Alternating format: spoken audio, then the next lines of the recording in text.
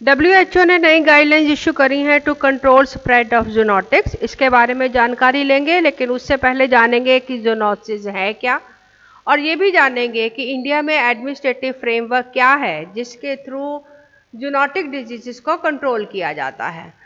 Disease को जानने से पहले जानेंगे कि हेल्थ क्या है। Being healthy means state of physical and mental wellbeing, यानी हेल्दी हम तब हैं अगर हम शरीर से और मन से दोनों से स्वस्थ हैं, और अगर हम स्वस्थ नहीं हैं इसका मतलब हम डिजीज्ड हैं। डिजीजेस जो हैं ये कई तरह से हमारी बॉडी में एंटर कर सकती हैं। कुछ डिजीजेस ऐसी होती हैं जो जन्म से ही हमारे में प्रेजेंट हो सकती हैं, जिनको कंजेंटल डिजीज बोलते हैं, और बहुत सारी बीमारियां ऐसी हैं जो हमारे लाइफ टाइम में हम एक्वायर कर लेते हैं, उनको एक्वायर्ड डिजीजेस कहते हैं। ये जो एक्वायर्ड डिजीजेस हैं ये फर्दर दो तरीकों से समझी जा सकती हैं। एक ऐसी जो नॉन इन्फेक्शियस हैं, यानी एक से दूसरे को नहीं फैलती हैं, और दूसरी वो जो एक मानव से दूसरे मानव को फैल जाती हैं, जिनको इन्फेक्शियस डिजीजेस कहा जाता है। अब ये जो इन्फेक्शियस डिजीजेस हैं इसके कई कारण हो सकते हैं। ऐसी इन्फेक्शियस डिजीजेज जो कि नॉन ह्यूमन से ह्यूमंस तक फैल जाती हैं उनको जूनोटिक्स की कैटेगरी में रखा जाता है। यानी जूनोटिक्स क्या है? जूनोटिक्स वो बीमारियां हैं जो नॉन ह्यूमन से ह्यूमंस में ट्रांसफ़र होती हैं और उसके बाद वो ह्यूमन से ह्यूमंस को इन्फेक्शन कर सकती हैं। नॉन ह्यूमंस में अगर हम बात करें तो वो सारी स्पीशीज़ जो ह्यूमंस को छोड़ के बाकी सब स्पीशीज़ हैं दे आर नॉन ह्यूमन, यानी सभी तरह के बैक्टीरिया, सभी तरह के वायरसेस, सभी तरह के माइक्रो ऑर्गेनिज्म, ये जो बीमारियां फैलाते हैं वो जूनोटिक्स की कैटेगरी में आते हैं। अगर हम ह्यूमन बींग्स की बात करें तो ह्यूमन बींग्स खुद में एक चलता फिरता इकोसिस्टम है। हमारी बॉडी में उतने सेल्स नहीं होते जितने हमारी बॉडी में माइक्रो ऑर्गेनिजम्स होते हैं, लेकिन सारे माइक्रो ऑर्गेनिज्म हमें डिजीजेस नहीं कॉज करते। वो माइक्रो ऑर्गेनिजम्स जो डिजीजेस कॉज करते हैं दे आर कॉल्ड पैथोजेंस। तो जूनोटिक्स पैथोजेनिक माइक्रो ऑर्गेनिजम्स हैं जो किसी दूसरी स्पीशीज से ह्यूमंस में ट्रांसफ़र हो जाते हैं और ह्यूमन से ह्यूमंस में इन्फेक्शंस भी क्रिएट करते हैं। जूनोटिक्स की बात करें तो ये कोई नई चीज़ नहीं है। बहुत सारे एग्जाम्पल हमारे पास पहले से मौजूद हैं, जैसे Zika virus, Ebola virus, Nipah virus, और अभी हम जिसके बारे में ज़्यादा जान रहे हैं वो है कोविड वायरस। इसके सिवाय कुछ ऐसे जूनोटिक्स भी हैं जो वॉर्म्स के थ्रू हमारी बॉडी को इन्फेक्ट करते हैं, जैसे टेप वॉर्म्स हो गए, राउंड वॉर्म्स हो गए। सिमिलरली कई तरह के बर्ड फ्लूज हैं या इन्फ्लुएंजा वायरसेस हैं। बर्ड फ्लूज जो बर्ड से फैलता है, इसी तरह ऐसे इन्फ्लुएंजा वायरसेस हैं जो स्वाइन से यानी पिग से ह्यूमन बींग्स तक पहुंचते हैं। इसी तरह काऊ से पहुंचने वाले हैं। कुछ ऐसे वायरसेस भी हैं जो कैमल से ह्यूमन बींग्स तक पहुंच जाते हैं। कुछ ऐसी डिजीजेस भी हैं जो दूसरे एनिमल से ह्यूमन बींग्स में पहुंचती हैं, जैसे रेबीज जो कुत्तों से पहुंच जाता है, प्लेग जो चूहों से फैलता है, और उसके सिवाय मॉस्किटोज और हाउस फ्लाइज, ये भी कुछ ऐसे ऑर्गेनिजम्स हैं जो कि वायरसेस जहाँ बैक्टीरियाज को फैलाते हैं। तो ये सब जूनोटिक्स के एग्जाम्पल हैं। अगर हम देखें तो जूनोटिक्स को डिफरेंट कैटेगरीज में बांटा जा सकता है और इनको बांटा जाता है कि ये किस तरह से फैलते हैं उसके आधार पर। कुछ जूनोटिक्स हैं जो कंटेमिनेटेड फूड से फैलते हैं, यानी ऐसा खाना जो कंटेमिनेटेड है, जो दूषित है। ये खाना हो सकता है आपने अच्छी तरह से फल सब्जियों को धोया ना हो, जिसके कारण ये इन्फेक्शंस आपकी बॉडी में पहुंच जाए। सिमिलरली वाटर से, यानी पानी अगर दूषित है उसमें कई तरह के जर्म्स हो सकते हैं। और इसके सिवाय एक मेजर कारण हो सकता है वेक्टर्स। वेक्टर्स ऐसे ऑर्गेनिजम्स हैं जो बीमारी को एक से दूसरी स्पीशीज में या एक से दूसरे ऑर्गेनिज्म में लेके जाते हैं, लेकिन खुद इन्फेक्ट नहीं होते, जैसे मॉस्किटोज, जैसे हाउस फ्लाइज। तो ये बीमारियों को फैलाने का काम करते हैं लेकिन खुद इन्फेक्ट नहीं होते।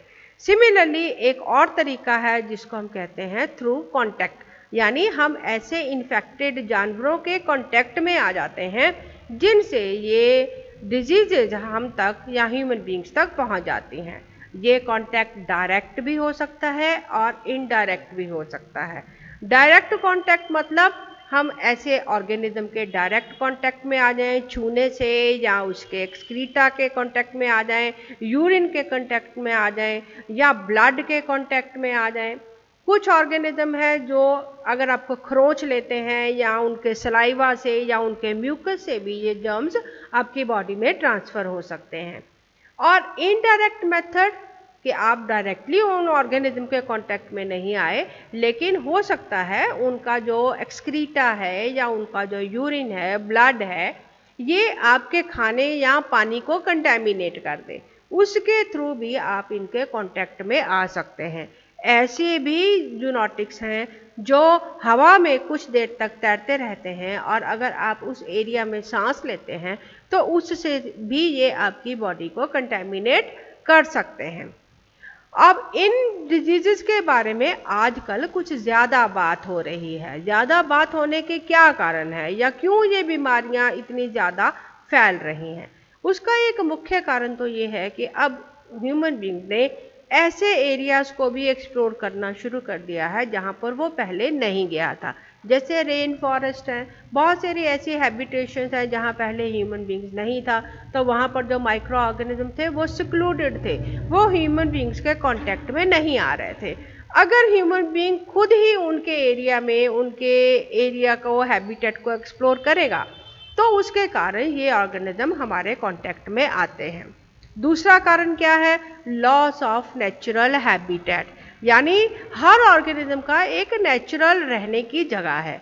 जब वो नेचुरल हैबिटेट खत्म हो जाती है, चाहे वो इंडस्ट्रियलाइजेशन की वजह से हो, चाहे वो हैबिटेशन डेवलप कर रहे हैं हम उस एरिया को, जंगलों को काट के घर बना रहे हैं, शहर बना रहे हैं, तो उसके कारण भी कुछ ऑर्गेनिज्म का नेचुरल हैबिटेट खत्म होता है, जिसके कारण वो अन्य होस्ट के ऊपर ट्रांसफर हो रहे हैं। लॉस ऑफ बायोडाइवर्सिटी यानी ऐसे ऑर्गेनिज्म का नाश होना जिसके वो नेचुरल इनहैबिटेंट्स हैं। तो ऐसे माइक्रो ऑर्गेनिज्म जो किसी और ऑर्गेनिज्म में नेचुरल तरीके से रह रहे थे, लेकिन अब क्योंकि वो होस्ट खत्म हो गए हैं तो उसके कारण भी ये ऑर्गेनिज्म ह्यूमन बींग्स पे ट्रांसफर होते हैं। फूड चेन का गैप भी एक मुख्य कारण है। सिमिलरली केमिकल वारफेयर को भी आप इग्नोर नहीं कर सकते हो। कुछ देश ऐसे हो सकते हैं जो ऐसे वायरसेस को लैब्स में प्रिपेयर करें जिससे वो दूसरे देशों के साथ इकोनॉमिक या फिजिकल फ्रंट पे उनको एज ए वार वेपन की तरह इन जूनोटिक्स को यूज़ कर रहे हैं।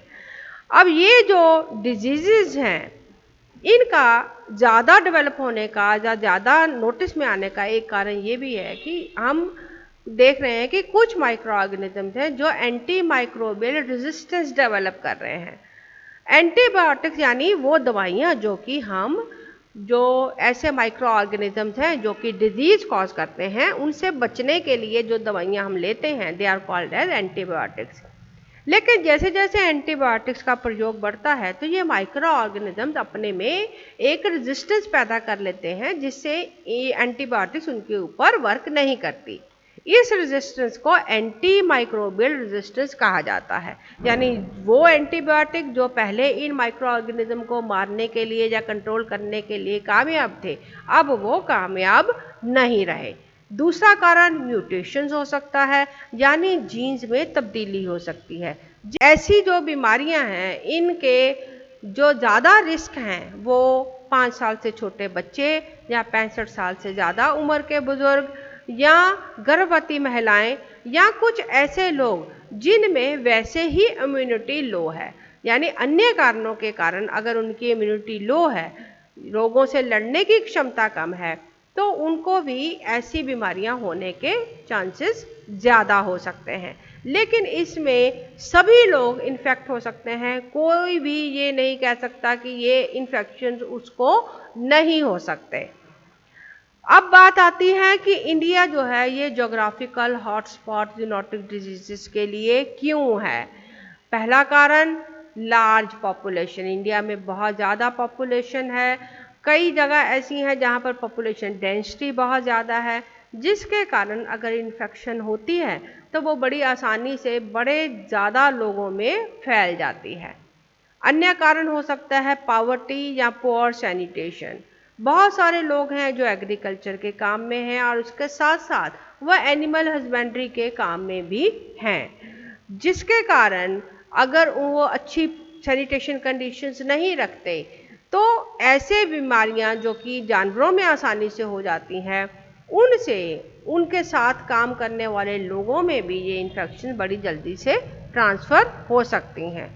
और अनअवेयरनेस भी एक बड़ा कारण है। आम तौर पे जो लोग ऐसे एनिमल फार्म्स में काम करते हैं उनको पूरी जानकारी नहीं होती, तो अधूरा ज्ञान या ज्ञान का ना होना, अनअवेयरनेस भी एक बहुत बड़ा कारण है। वो प्रॉपर प्रिकॉशंस नहीं ले पाते, जान नहीं पाते लक्षणों को और ना ही सही समय पे बीमारी की रोकथाम कर पाते हैं।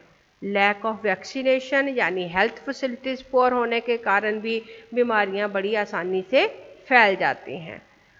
जो इंडियन सिस्टम है इसमें वैसे ही एनिमल्स के साथ बड़ा क्लोज कांटेक्ट रहता है, घरों में पालतू के तौर पे या एनिमल्स को घरों में पालने के लिए, दूध के लिए या फ्लैश के लिए। इसके कारण भी बहुत सारे जो इंडियंस हैं वो इन बीमारियों की चपेट में आ जाते हैं। जूनोटिक डिजीजेस को कंट्रोल करने के लिए इंडिया में जो रेगुलेटरी फ्रेमवर्क है वो है one health approach. One health approach एक ऐसा प्रोग्राम है जो तीनों फैक्टर्स को इंटीग्रेट करता है, ह्यूमन हेल्थ को, एनिमल हेल्थ को और इन्वायरमेंटल इश्यूज को। और ये काम करता है कि हमारी फूड सेफ्टी बनी रहे, जूनोटिक डिजीजेस को कंट्रोल किया जा सके और एंटीबायोटिक रेजिस्टेंस के ऊपर भी नज़र रखी जा सके। One health approach national mission on biodiversity and human wellbeing का एक पार्ट है और इस मिशन का काम है कि ये बायोडाइवर्सिटी को ह्यूमन हेल्थ के साथ इंटीग्रेट करे। नेशनल मिशन ऑन बायोडाइवर्सिटी एक रेगुलेटरी फ्रेमवर्क है जो कि इंटरनेशनल कोलैबोरेशन के साथ कई सारी अथॉरिटीज़ में समन्वय बना के रखता है, जिसके थ्रू तीनों ही फैक्टर्स यानी मैन, अदर एनिमल्स और इन्वायरमेंट को इंटीग्रेट किया जा सके।